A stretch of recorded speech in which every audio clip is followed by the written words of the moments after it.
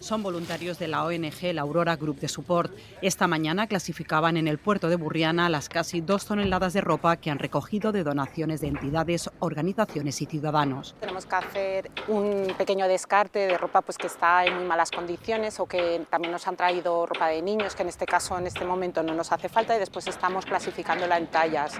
La embarcación de rescate alemana Sea 4 les pidió hace un mes 450 bolsas con una muda básica de ropa para equipar a las personas rescatadas en el Mediterráneo central. Fue entonces cuando iniciaron la campaña Ropa al Rescate.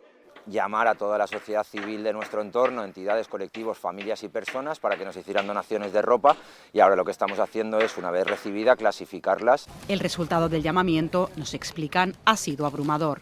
Nos ha sorprendido el aluvión de donaciones y ahora mismo estamos intentando preparar todo esto para que sea lo más operativo posible. Toda la ropa que están clasificando los voluntarios de La Aurora será entregada al buque de rescate Sea 4, que tiene previsto atracar esta misma semana en el puerto de Burriana.